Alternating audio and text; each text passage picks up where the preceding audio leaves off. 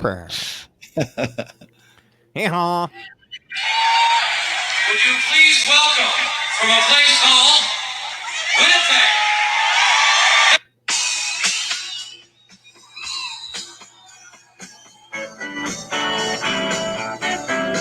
I've been hanging around gas stations.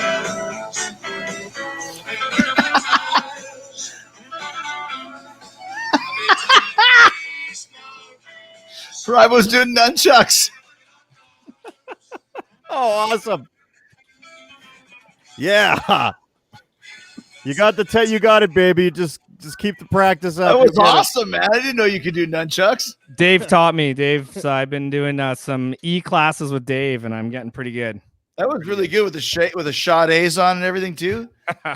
You almost looked like a young Remo Williams there. Oh, well, thank you. Thanks, man. Thanks, man. I'm Fred Ward Fred imagined. Wardhoff Revisited. That was actually very impressive. Rybo comes in hot with the nunchucks. Kind of surprised you, Dave. Are you a little bit nervous that Rybo's picking up the slack here? I'm a little bit upset about that, actually. He's looking for his nunchucks. He wants to have like a nunchuck battle right now. We got it. It's the next live Winnipeggers. It's going to be a chuck off. And I'll get a cameo. I'll get a cameo from from Chekhov to talk about the chuck off. He might be on it. I could find him. Wouldn't be surprised. Welcome to the Winnipeggers, episode 36. Just a few weeks after our hugely acclaimed, highest rated show ever, Idiot Olympics 2. And we are happy to be back, Rybo, Spewy, and Irv-ass. Although I always have to put Jericho so people know that I'm on. But between us, it's always Irv-ass, right? Right.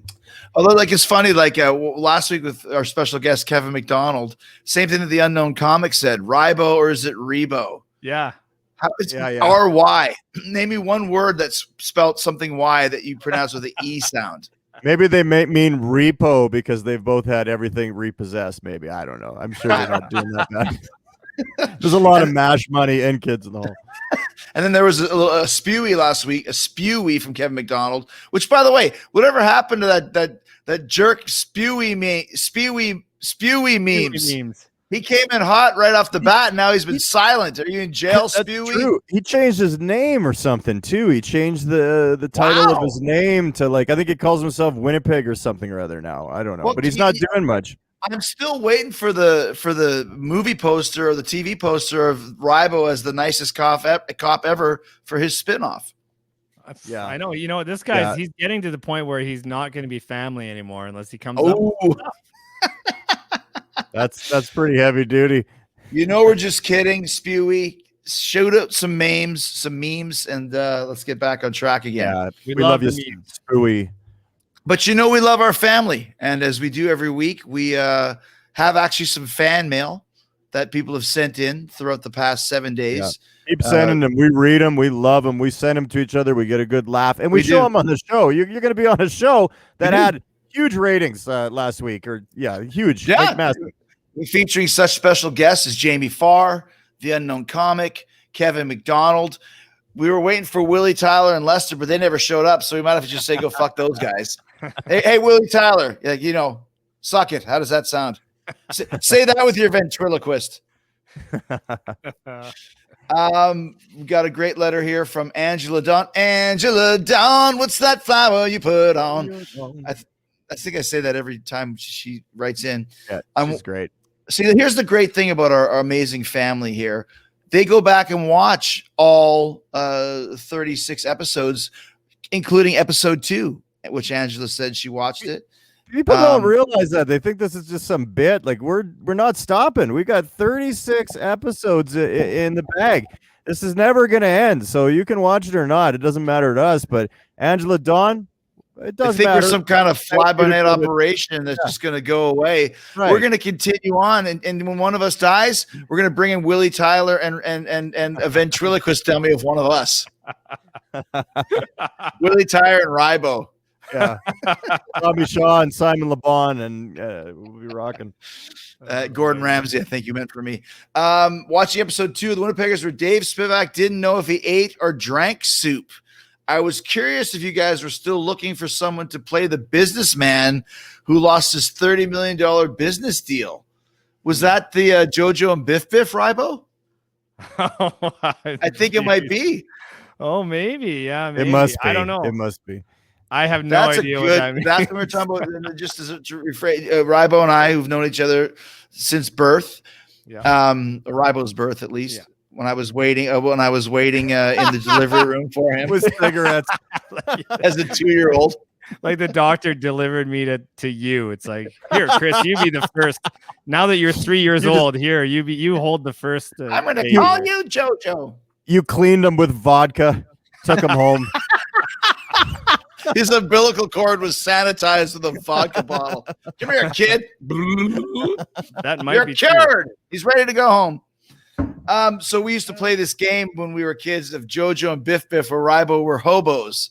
That's what we aspired to be when we grew up. And Rybo's brother Kev was the rich guy, Mr. Blah, blah, blah, blah. We never remembered his name. No, I can remember. And we were businessmen that lost $30 million, apparently, according to what Angela Dawn heard. And we ended up living on the streets. And we would wait for Mr. Something or other to come drop money on the street. I used to walk by. We actually lived under the stairs of my parents' basement. They had that's where we kept the Christmas tree. So we moved the Christmas tree out of there, and we could hang out in the stairs. And then he'd just walk by, money, and just throw out Monopoly money, and we collect it, and then go to the bar. Yeah, we would take that money and go straight to the bar, and then Kev would then become the bartender. We would just give him the Monopoly money, and he would give us fake drinks, which now it's not fake anymore. The joke's over, buddy. And look at you now. Oh, that's great. I wish I knew you guys back then. I would have loved to have a drink with you at 3 years old. Make mine a double. Yeah, you made up for it over time, Dave. I think you sure did. You sure did. We got another great. We forgot. Sorry, guys. Here's cheers. Thank you so much for joining us today. Boom. I'm in Jacksonville at the hotel where there's still COVID rules, and part of those COVID rules at this hotel is you're not allowed to have any type of glass in your room. So it's all these cardboard coffee cups where if you put the vodka in there, it disintegrates the bottle of the cups and spreads everywhere. So I actually had them, being the Prima Donna Irv-ass, send up some freaking coffee cups, please, so I can put my drink in it and it's not going to melt the thing. And it's like, well, we don't have that sort of stuff. Really? Is this coffee cup carrying COVID? Is that where we're at now? Give me a coffee cup. That's all I want. You can wash them. Yeah, and it's washed. Yeah. I saw a bit of COVID going you now. Bring your own cup, if you know what I mean. Bring your own cup. I have no idea what that means. So we got another great Nicole Nickna. Okay, so I've been hanging around libraries. I've been learning about books. Underrated lyric, and she's right. Good. Yeah. Nice. Good one. That, of course, is from it's so underrated. That is from our when I think about the greatest songs of all time, I just think about I've been hanging around libraries and learning about books. That's from our great theme song, Running Back to Saskatoon by the legendary Guess Who. And that is one I've been hanging around libraries. Been learning about books. We never usually get that far in the we never get that far. We're still obsessed about hanging around gas stations. Yeah, Dylan's got nothing on those lyrics. Nothing. And Dylan's not from the prairies, I'm sure if Hibbing, Minnesota. Yeah, that's right. That's right. Yeah, the old whatever they were, the little oil holes. Oil holes. The old cold mine. It was dreadfully cold where I grew up in Minnesota. It was very cold, dreadfully. All right, so one more to show the international appeal of the Winnipeggers. When we did our highly successful Idiot Olympics 2, we had people watching from Brazil and Borneo, China. I'm making some of these countries up, but there was people watching from a whole bunch of countries. And one of them, countries. There was a lot, right? Yeah. Well, those are real countries. You said you're making them up, but those are definitely. Is from Zanzibar, Swiss. There's a great person there. Yeah, Josh Timperley from Manchester, UK. I love Manchester. Great place. Hi, Dave, Rybo, and Chris. Just wanted to drop you a quick email to let you know how much I enjoy the show. Your chemistry together is so fun to watch. But please, no more grapes in the mouth contest. That was tough to watch. From Josh. Well, yeah. Well, he was one of the worry warts. He was one of the worry warts that were worried we were going to choke like we were Gaga babies. Maybe Josh needs to mind his own beeswax. How does that sound? If we want to stick grapes on our mouth. The thing is I'm such a two-faced prick because I wrote him back. It was an email, and I wrote like, thanks, we appreciate that. Best. Just that's my new name is Best. Nice. Well, the grapes was a very controversial moment in the Idiot Olympics Part 2. And actually, our guest this week had a comment about the grapes stuffed in our mouth. Can I introduce to you the Golden Jet, Bobby Hull? To my friends, the Winnipeggers, Bobby Hull, the Golden Jet, Hall of Famer, member of the Hotline, Anders Hedberg, Ulfie Nilsson. Rybo, Dave, and Chris, I hear you like to drink vodka and suck grapes in your mouth. Stay strong and go, you Jets. Oh, my God. Holy shit. Sorry for cussing earlier when I saw that. Holy shit. That's Bobby Hull. Oh my God, crazy. dude. That is crazy. Hockey Hall of Fame, 1983. Bobby Hull, right here. Hart Memorial Trophy, 1966. You got the Golden Jet on this show. Art Ross Trophy, 1966. Hart Memorial Trophy from 1965. You got the Golden Jet on this show. I can't believe this. I'm freaking out. Well, one of the best things about it is that he says we like to drink vodka and suck grapes in our mouth. I wrote stick grapes in our mouth, and he misread it as suck grapes in his mouth. He goes, he's probably, what are you fucking idiots doing? So, oh my God. And the crowd laughing and cheering, go Jets, it's go. Let's a quick one. Let's watch again. It's 30 seconds long. Let's watch it again. Please. Yeah. To my friends, the Winnipeggers, Bobby Hull, the Golden Jet, Hall of Famer, member of the Hotline, Anders Hedberg, Ulfie Nilsson. Rybo, Dave, and Chris, I hear you like to drink vodka and suck grapes in your mouth. Stay strong and go, you Jets. Oh, wow.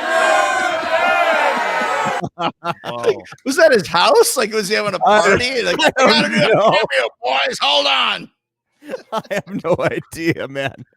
Just that is fantastic. To let you guys know, watching, like, Bobby Hull is a Winnipeg legend, and even to this day, it's still cool to see Bobby Hull or talk to Bobby Hull, and the fact that Bobby Hull was on Cameo, and he has done Talk as Jericho. So once again, I probably could have tracked him down, but fucking hell, man, we got him on Cameo. Dude, it's on your phone. It's so grapes, easy. You hit a couple buttons and they're there. It's easy.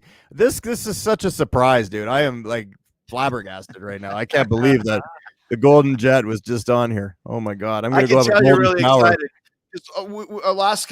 A few weeks ago when I said I had a guest, I said it was 82 or 86, and it was the great Jamie Farr. Dave was convinced that it was Bobby Hull and had a fact sheet that he had written out to see if he could talk to Bobby Hull about his stuff. Totally blew my spot up. That's so great. Art Ross Trophy, 1966. I looked so good there for a while. Living a lie. Well, it is the episode. We are living a lie. We are living a lie. The episode idea was a good segue to living a lie. But before we go into it, I'll tell you one quick story about Bobby Hull. So I go to my brother-in-law Brant's house. You guys know Brant and Jocelyn, awesome, Jessica's sister. So we go to the great people. We go to their house, and it's Easter. And I walk in, and no one has told me anything. And why would they tell me this?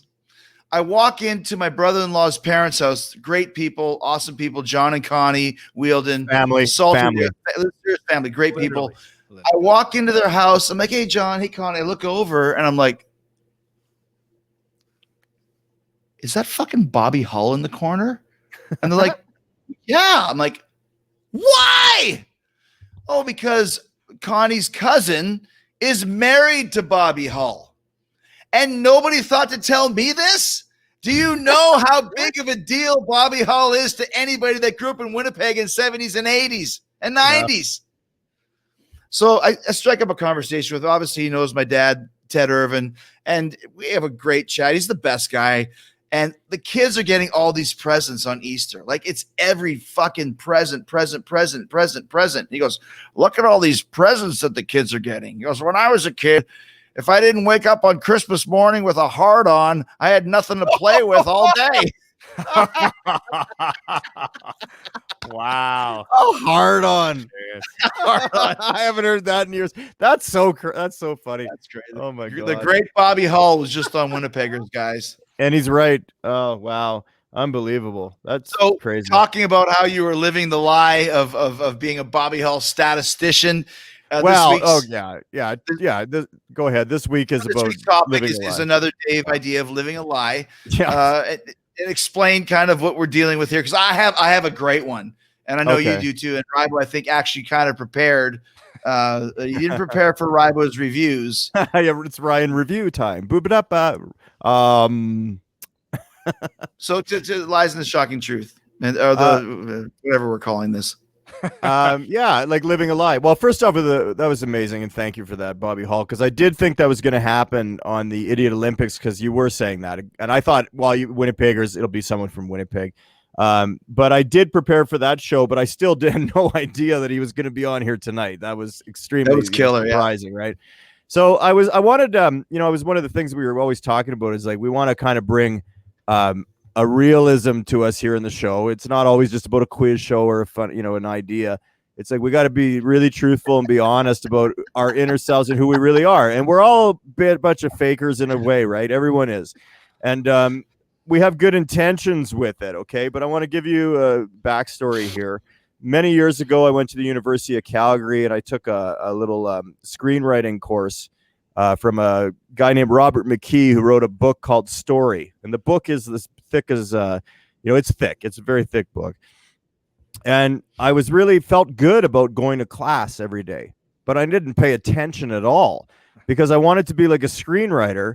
And I always think I'm pretty creative. I got some ideas, but I needed to learn, like, how do I put it together, right? So, I mean, he kind of concentrated on movies and stuff like Tender Mercies, Robert Duvall, great movie. Unbelievable. So I learned a lot. I really did. I learned about 4 movies and I studied them, but then I never took it any further. And that's 25 years ago. And now when people talk to me, people will say, oh, hey, do you watch The Hills? And I'm like, I don't even know what that means. Like, if you see, even back in the day, it's like, I don't even think I've finished Top Gun. I kind of got bored. I was like, I'm good. I imagine that he probably doesn't die or some love thing or whatever. And my girlfriend Steph's a big movie goer. Like, she watches movies and television shows. And she'll say, Legends of the Fall. Have you seen Legends of the Fall? And I'm like, it's with Brad Pitt. She goes, yeah. And I go, yeah, that was filmed outside Calgary. I remember. She goes, well, what's the story? And I said, well, he's out there. He's like a cowboy and life's a little hard on him. She's like, that's not the story. And I really have no idea what the story is.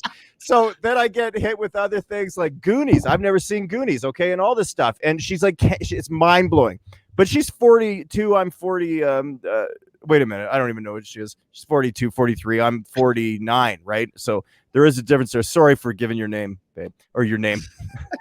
R3K OR2, social insurance number 631, passport number. But so I don't know the same things, and I thought it was maybe an age difference. But then when I talk to you guys are so knowledgeable about pop culture and movies in particular, and we've tried to like do things. Like, we'll do an episode about the Kevin Bacon game, and I still can't figure it out. It's like mind blowing me. So I've used this as a defense because I took this 3-day screenwriting course, and I learned about these filmmakers and stuff. And I studied for them, very tiny little bit. And I literally will say to Steph, I'll go, yeah, it's great that I don't know about Goonies, but how about Godard?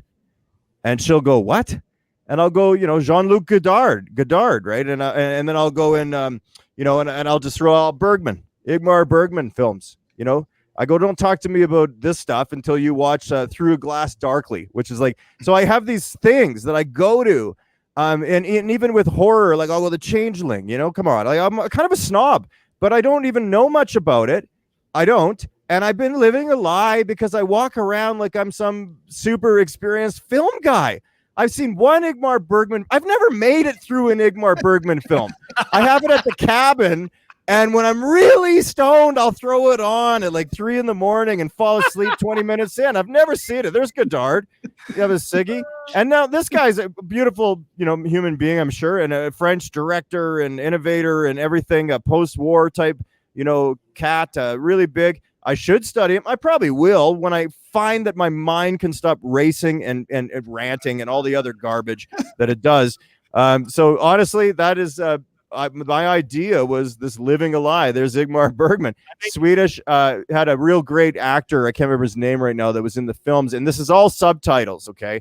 So I'll say to Steph, and she's like, is it in black and white? I'm like, she goes, I don't need to watch that. Like, there's way better stuff. I'm not going to, and it's just kind of like I become a snob. And then I realized as I'm arguing and saying it, I said to her, I go, you know what? I don't even know what the hell I'm talking about. And we just both started laughing. Like, so what's Godard's name? His first name? I think Jean-Luc Godard. No, it's Robert Godard. You're thinking of Jean-Luc Picard from Star Trek: The Next Generation. No, you're wrong, dude. You're wrong. You want to Google it's that? Robert Godard. It's not Jean-Luc Godard. Dude, I just pulled it up. Look. No way, man. There's no way. Jean-Luc Godard, dude. It's Jean-Luc. This is so bad. Here he is. Yeah. No. Jean-Luc Godard. It's Jean-Luc Picard. That's Jean-Luc Godard. What are you thinking of? Yeah, Jean-Luc Godard. Here it is. He goes, he's a French, Swiss filmmaker, director, screenwriter, and film critic. It's right here. I'm telling you the truth. I appreciate the effort. I appreciate the effort. But yeah, I'm talking about Godard. And I have not probably seen any of his work. Maybe I have, but I talk about it like, oh, that's nice that you do that. And I get upset, kind of like, look, I'm sorry, I never had your type of childhood, but I didn't watch Goonies, but I watched Godard. That's so dumb. She goes, that sounds so stupid. Godard. This is great. We're gonna hear Rybo's Jean-Luc Picard. Next. First, we got to go to our sponsor this week, the great people at the Assiniboine Downs. This episode of Winnipeggers is brought to you by the Assiniboine Downs. Come on down. Try your luck on the ponies. You might just win. Oh, did you hear that? The horses said that luck's on your side. Come to the Downs, Monday to Sunday, 11 a.m. to 11 p.m. Amazing. Who's the spokesperson? Elmo? No, it's what's that weird guy? The weird. He's got an E name. He's got the weird guy. It's oh my gosh, he's a weird kind of comedian. Like, oh hi guys, Emo Phillips. Wasn't Elmo? It was Emo. Jean-Luc Emo Phillips. The other day. That's it. Oh my God, that is funny. Definitely a great place. I love how you posted up their best luck, which is great. Yeah, and the horses probably do give that vibe. It's like, the horses are saying luck's on your side. Come on down. It's a pretty cute thing. We cater to the children too, so we want to excite them. The horses, imaginary. We want the kids to go gamble at the horse track. It's important. Rybo, you get started. It's good to get the kids started early on the horse track. Was there ever any time frame, Rybo, when you had some kind of a expanded lie that you were living behind? Well, it's everyone has the things, right? But this one was kind of a weird one. It's like, what am I going to talk about? I don't know if I try to. I don't know. It's just kind of weird, right? Like I don't, there's not lots, there's something, but it's kind of like I feel. But you said you had something. Oh. I know. I need a little bit of a drink to get it up. Oh my God! He went to the well. I just need a little bit of, just a little bit of liquid courage. He's really building up to this one. Yeah, props coming. Okay, well, honestly, guys, I don't want to be rejected by you guys because it just feels kind of weird to kind of say this, but I'm not the guy you think I am. I'm not an alcoholic. I haven't drank. I've been sober for like 3 years. Wow. Oh yeah. Yeah, I haven't. I just pretend to drink. I make like virgin Caesars all the time. Like I go, oh look, I'm drinking straight vodka because I want to be part of the group. I don't want to be like shut out because of something that I do or I don't do. Rybo Leahy. What did Leahy say? He wasn't drinking or what? Yeah, but he was. Remember, and he was walking around with the bottled water, but it was full of vodka. You're Well, that's the thing. That's the whole thing with this too. It's like if this was really vodka, I wouldn't be able to do this. Oh my God.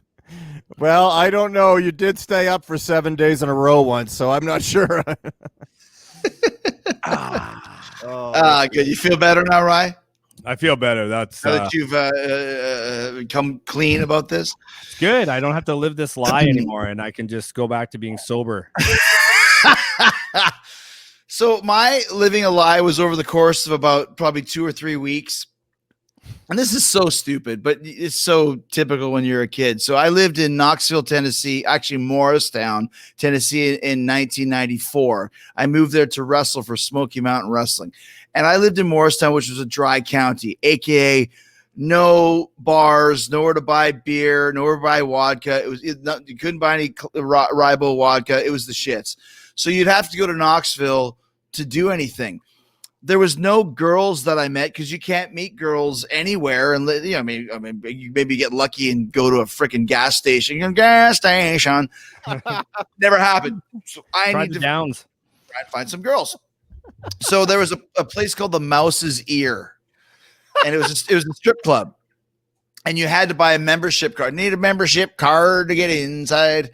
So I bought a membership, and I'd go there with a couple of guys that we worked with, and I met this girl. And she was a pretty girl, typical stripper, cool chick, whatever. And so I started hanging out with her.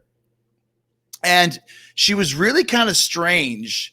And she wasn't like super like talkative, but she had like a kind of a cool vibe. And finally, after I went out with her a couple of times, I was like we got to talk about how, she's like, are you like a witch or like, no, I'm a vampire.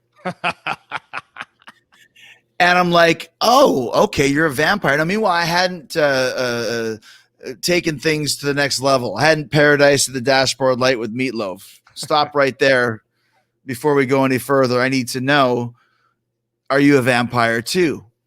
And I was like, yes, obviously. Like, that's why we're hanging out.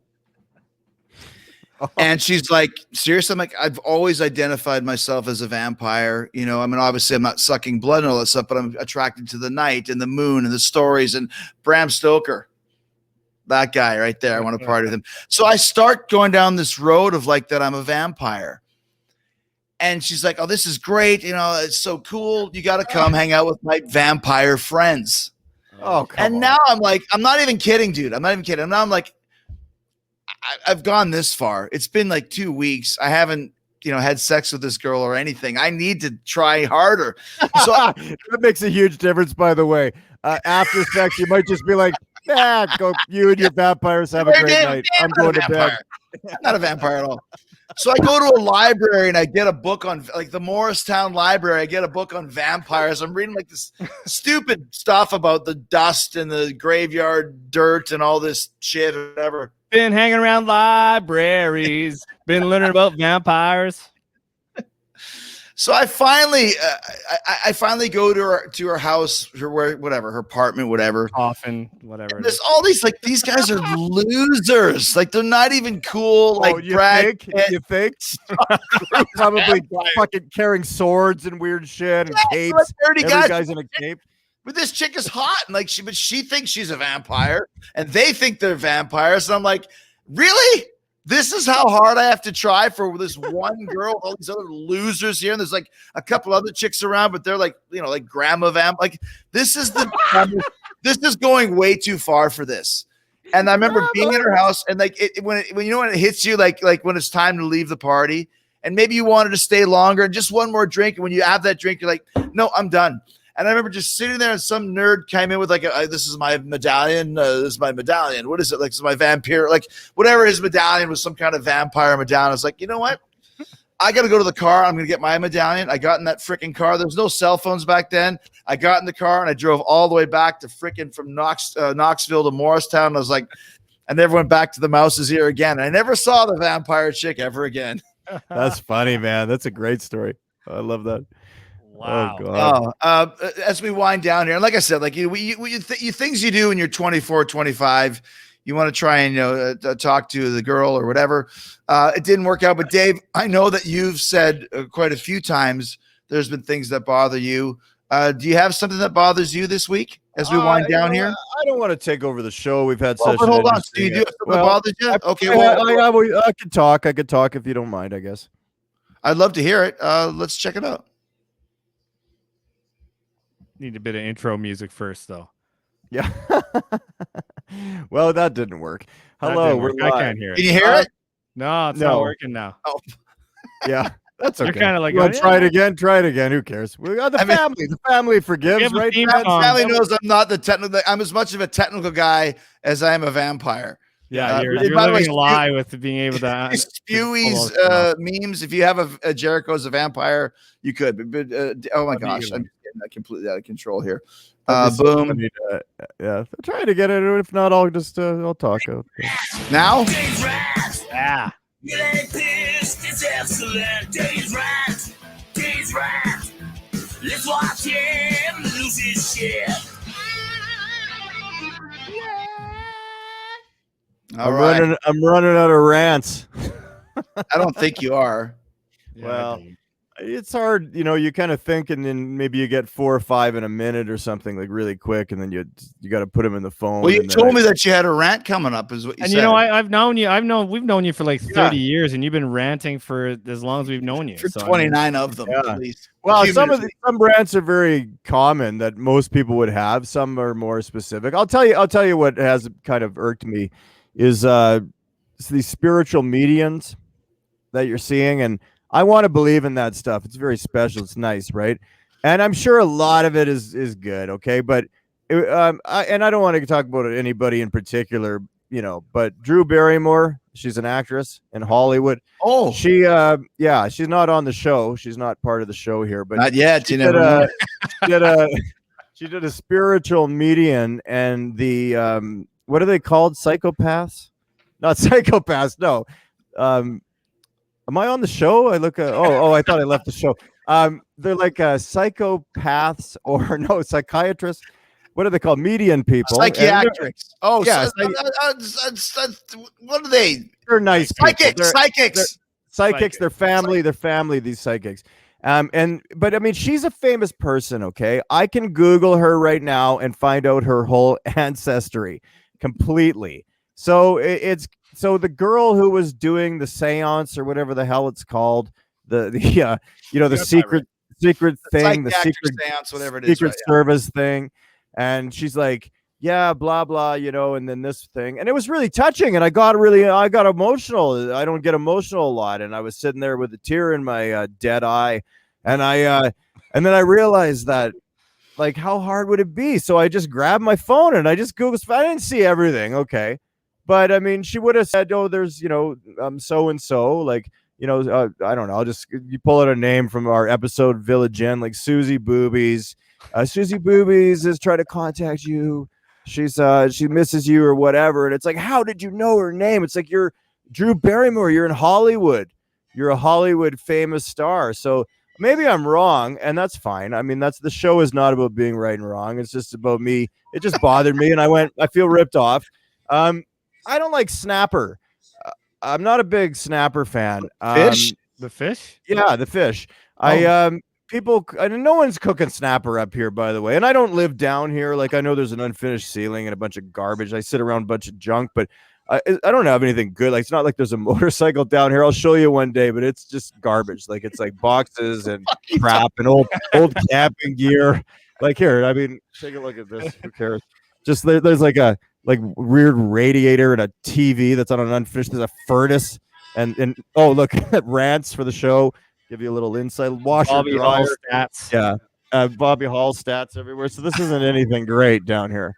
But I can go upstairs, and we're not cooking snapper in the house, but the fish snapper is disgusting. And people that cook them in their house, I was in an apartment, my neighbor ate snapper all the time, and it would just stink right through the walls, right through the door, everything. So I am not a fan of snapper. I'm not a fan of, get this, I'm not a fan of obvious things. Like I don't like tartar breath or farts that aren't mine. I'm not a fan of I'm not a fan of BO, believe it or not. I love that because I want to be like, I want to just say, like, you know, if it's yours, you like it, but yeah, I don't want you to think I'm crazy. I mean, I'm just like you. We don't like BO, farting, or bad tartar breath. But otherwise, you know, we're all born the same, I guess. You know, Rybo was born a little different. He was born doused in vodka from Chris. Let me just say that after 36 episodes, I've just figured out how to solo each other. So when there's a rant, we can actually zoom in on it. But guys, another great show. This could be one of our best shows ever. I think so. The quality of this show.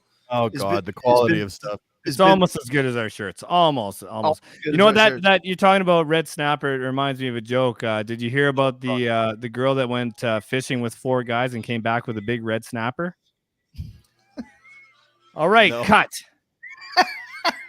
Director, cut. Director, cut. That should have gone on our offensive ads show. Listen, after the Louis C.K. show, can't get away with anything.